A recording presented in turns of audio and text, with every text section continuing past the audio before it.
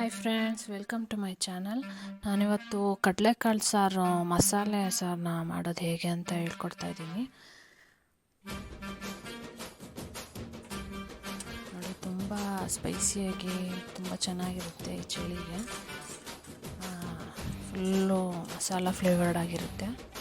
ಮತ್ತು ಹೇಗೆ ಮಾಡೋದು ಅಂತ ತೋರಿಸ್ತಾ ಇದ್ದೀನಿ. ಮೊದಲಿಗೆ ಒಂದು ತೆಂಗಿನಕಾಯಿ, ಒಂದು ಒಂಡೆ ಬೆಳ್ಳುಳ್ಳಿ, ಒಂದು 5ರಿಂದ 6 ಈರುಳ್ಳಿ, 2 ಟೊಮೆಟೊ, ಸ್ವಲ್ಪ ಶುಂಠಿ,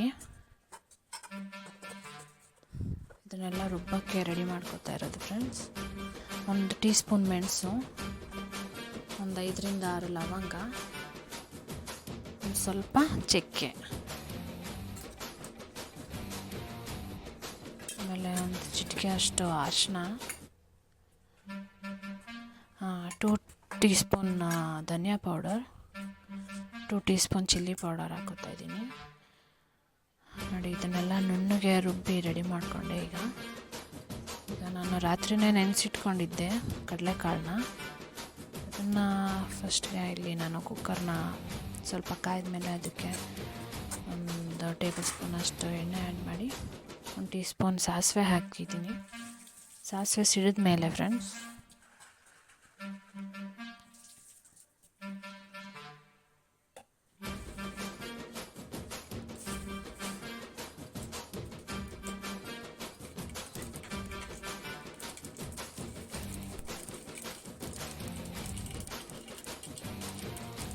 ಸಾಸಿವೆ ನೋಡಿ ಸಿಡಿತಾ ಇದೆ. ಫಸ್ಟು ನೆನೆಸಿದ್ದ ಕಡಲೆಕಾಳನ್ನ ಆ್ಯಡ್ ಮಾಡ್ಕೊತಾ ಇದ್ದೀನಿ.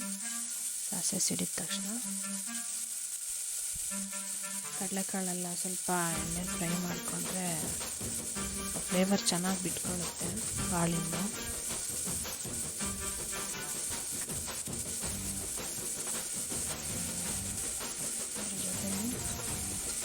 ಕಡಲೆಕಾಳು ಸಾರಿಗೆ ಆಲೂಗೆಡ್ಡೆ, ಬದನೆಕಾಯಿ ಇದೆರಡು ಥರದ ತರಕಾರಿ ಆ್ಯಡ್ ಮಾಡ್ಕೋಬೋದು.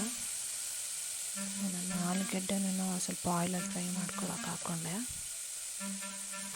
ಮತ್ತು ನಾನು ಏನು ಕ್ವಾಂಟಿಟಿ ಸಾರು ಮಾಡ್ತಾಯಿದ್ದೀನಿ ಅದ್ರ ರುಚಿಗೆ ತಕ್ಕಷ್ಟು ಉಪ್ಪು ಆ್ಯಡ್ ಮಾಡಿದೆ. ಒಂದು ಸ್ವಲ್ಪ ಎಣ್ಣೆಲಿ ಫ್ರೈ ಆದಮೇಲೆ ನಾನು ರುಬ್ಬಿಟ್ಕೊಂಡಿರೋ ಖಾರನ ಆ್ಯಡ್ ಮಾಡ್ಕೊತಾ ಇದ್ದೀನಿ. ಈಗ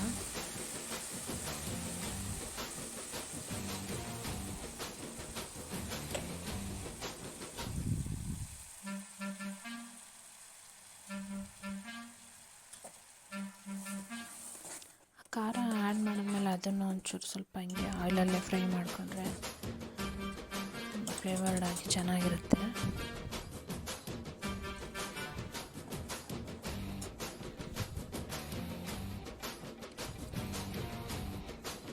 ಆಮೇಲೆ ನಾನು ಸಾಂಬಾರು ಏನು ಟೆಕ್ಸ್ಚರಲ್ಲಿ ಬೇಕೋ ನಾನು ಅಷ್ಟು ನೀರನ್ನು ಆ್ಯಡ್ ಮಾಡ್ಕೊತಾ ಇದ್ದೀನಿ. ನಾನು ಸ್ವಲ್ಪ ತೆಳ್ಳಗೆ ಮಾಡ್ಕೊತಾ ಇದ್ದೀನಿ. ನೀವು ಬೇಕಾಗಿರೋರು ಸ್ವಲ್ಪ ಗಟ್ಟಿ ಟೆಕ್ಸ್ಚರ್ಡಲ್ಲಿ ಮಾಡ್ಕೋಬೋದು ನೀವು.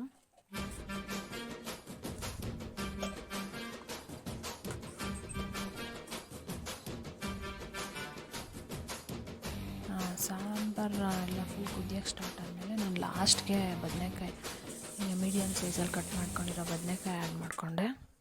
ಇನ್ನೇನು ಕ್ಲೋಸ್ ಮಾಡ್ತಾಯಿದ್ದೀನಿ ಅನ್ನೋವಾಗ ಆ್ಯಡ್ ಮಾಡಿಕೊಂಡ್ರೆ ಆಯಿತು ಬದನೆಕಾಯಿ. ಇಲ್ಲಾಂದರೆ ಫುಲ್ ಬೆಂದೋಗಿ ಕೈಗೆ ಸಿಗಲ್ಲ, ಆ ಥರ ಆಗಿಬಿಡುತ್ತೆ.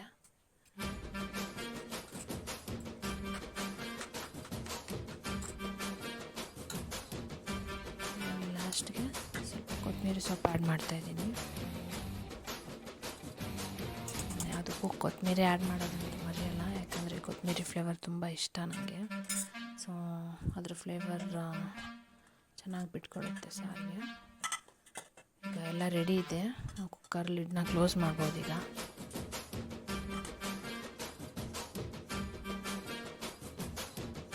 ಕ್ಲೋಸ್ ಮಾಡಿದ್ದೀನಿ, ಎಲ್ಲ ರೆಡಿ ಇದೆ. ಕಡಲೆಕಾಳು ಸಾಂಬಾರನ್ನ 2ರಿಂದ 3 ಸಲ ಕೂಗಿಸ್ಕೊಂಡ್ರೆ ಸಾಕು.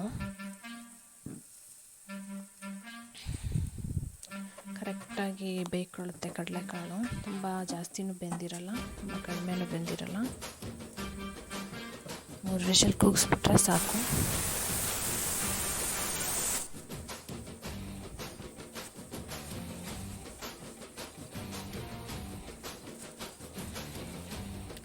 ಈ ರೆಸಿಪಿನ ನಿಮ್ಮನೆಲ್ಲ ಒಂದು ಸಲ ಟ್ರೈ ಮಾಡಿ ನೋಡಿ, ಹೇಗಿತ್ತು ಅಂತ ಕಮೆಂಟ್ ಮಾಡಿ. ಲೈಕ್ ಮಾಡಿ, ಶೇರ್ ಮಾಡಿ. ಇನ್ನು ಸಬ್ಸ್ಕ್ರೈಬ್ ಆಗಿಲ್ಲದೆ ಇರೋರು ಪ್ಲೀಸ್ ಸಬ್ಸ್ಕ್ರೈಬ್ ಆಗಿ. ನಿಮ್ಗೆ ಯಾವ್ದಾದ್ರು ರೆಸಿಪಿ ಬೇಕು ಅನ್ನೋದಿದ್ರೆ ಪ್ಲೀಸ್ ಕಮೆಂಟ್ ಮಾಡಿ. ಹೀಗೆ ಸಪೋರ್ಟ್ ಮಾಡ್ತಾಯಿರಿ. Thank you.